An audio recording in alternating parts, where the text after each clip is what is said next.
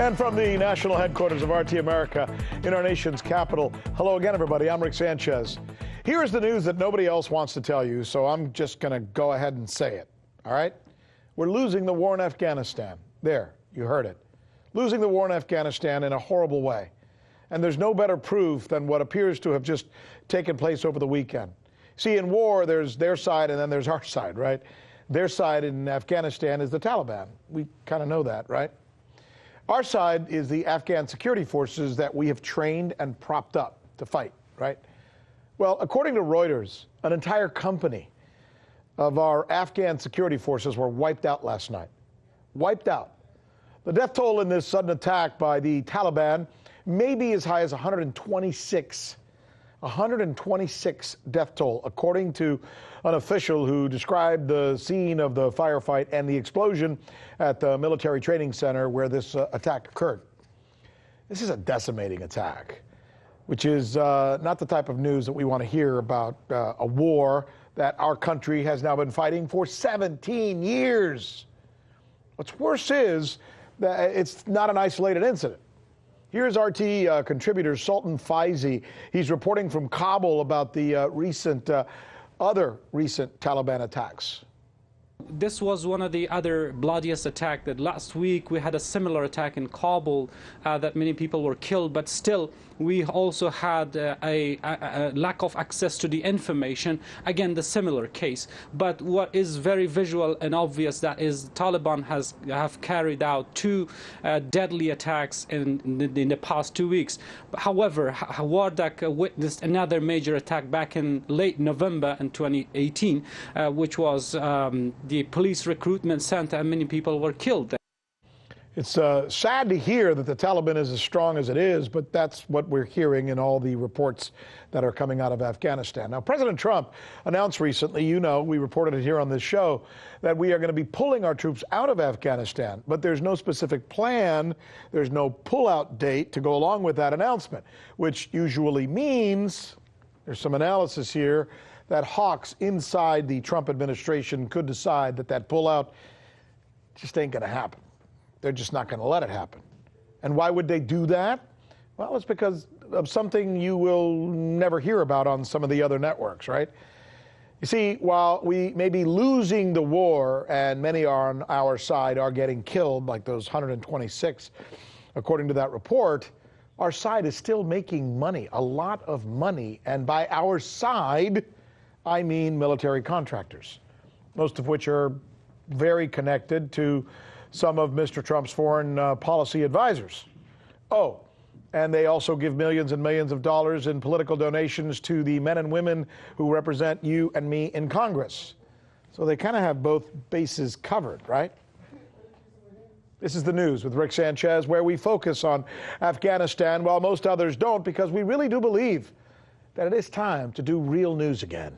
Begin with Afghanistan, a war that is now the longest in the history of America, and yet NATO commander there, a fellow named General Austin Scott Miller, says this just before the end of the year last year. He said, the Taliban will likely not be defeated, and what the country needs is not a military solution for Afghanistan, but a political solution, not a military solution. He's the general, the commander for NATO, and he's saying it's not working. So why are we there then? And what is really going on in Afghanistan? Well, consider this. At any given moment, there are more than twice as many private contractors in Afghanistan as there are soldiers, U.S. soldiers, U.S. troops. That means that for the first time in our history, we've chosen to privatize an actual war, to privatize a war. Remember what Eisenhower said about this? Remember his warning? All right, here, let me help you understand this even a little bit better. So there are tens of thousands of contractors, right, in Afghanistan, and it includes intelligence analysis and translation and interpretation specialists and private security contractors, all of them who began taking over the roles that used to be provided, right, by uniformed soldiers. This began happening in earnest around 2007, which is when we really started to notice that fighting terrorism was a very, very profitable business. How profitable? Well, the defense industry and its contractors have, according to Business Insider, made $100 billion since 2007. Private companies fighting a war, $100 billion since 2007. Now, might have that something to do with this perpetual war in Afghanistan?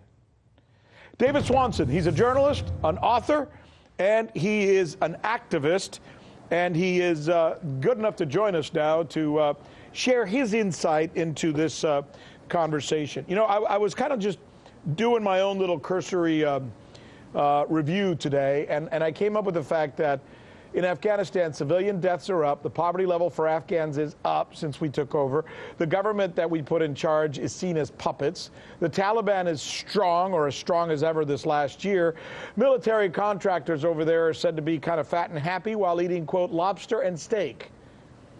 What did I get wrong, and what's wrong with that picture? I think you got very little wrong. I think you've been making excellent points for the past few minutes here. I would suggest, though, that part of getting out of this endless madness is beginning to think of our side as humanity and the other guys, the enemy, as the institution of war, not the enemy designated for us by a government. I think, you know, the deaths and the violence are up on both sides in this war in Afghanistan. I think the U.S. media is likely to play up these deaths of the supposed good guys in the war more than almost any other non-American deaths get play in the U.S. media, because they see it as a way to keep the war going, when it's actually the exact opposite. I mean, academic studies have found that 95% of suicide attacks around the world are aimed at getting foreign occupations to end. And these ones are no different. That's what the attacks are about. And it's putting troops in a country, and it's putting weapons in a country that create terrorist attacks. And this was a U.S.-built Humvee that engaged in this latest attack. Afghanistan does not produce weaponry. The weaponry is brought in as the troops and the mercenaries and the CIA are brought in to Afghanistan. Here we are on Martin Luther King Day, when we all pat each other on the back and think we're for peace and brotherhood, and try to forget that he said the U.S. government was the greatest purveyor of violence on earth, and that by every measurement it still is. And that whatever Obama or Trump may want in their heart of hearts, and I don't know any better than they do what that is, many powerful people in the U.S. government, like the Soviets before them, like the British before them, never want to end a war. That's what being the greatest purveyor of violence means. Yeah, but I'm glad you mentioned that, by the way, because the Persians finally realized that they shouldn't be there. The Brits certainly realized they shouldn't be there. The Russians realized they shouldn't be there. They got their butts kicked as well. At what point do Americans realize that? Or is it that even though we're losing because we're making money, we may not want to ever get out of there? It's very hard to poll Americans because such a huge percentage of them don't know the war is still going on. If you try to ask people, and I do, to name 9 countries the U.S. has been bombing in the past year, almost nobody can do it. And you know, Obama pretended to end the war on Afghanistan. You can do a web search and find all the stories about the war ending. And of course, he escalated the war leading up to that, just as Trump has been escalating this war, just as the Taliban is escalating the war right in line with the negotiations. This is how war-minded people think you end a war. But if you did a study of former top commanders of the U.S. and NATO forces in Afghanistan and presidents during and top military officials in Washington and many senators and House members, there's widespread agreement that it's counterproductive on its own terms, it's disastrous, it should be ended, and it was only a year and a half into it, 16 years ago, that you had a majority in the U.S. say it never should have started. What is it about us as Americans? Do we have amnesia or something? Or is it just that aside from us, and we try to tell the truth here, But I don't see this report we're doing here, you and I. You couldn't have this conversation on MSNBC. You couldn't have it on Fox News. They're just not going to talk about these things. Does the media lead that amnesia? I think it's a partisan problem in part. People want to oppose wars depending what party is in the White House, but it's a media industrial conglomerate that, as you noted earlier, profits from keeping these things going and has interests against ending them. That's terrible. That is absolutely not the one thing that I wanted to hear. You've been a wonderful guest, though. Thanks so much for joining us. I look forward to having a discussion with you about this again. Sounds good. Hey YouTube, thanks for checking out our channel. We hope you enjoyed the video. We have tons of content for you just like this. For more of RT America's one-of-a-kind news and analysis, be sure to subscribe and never stop questioning more.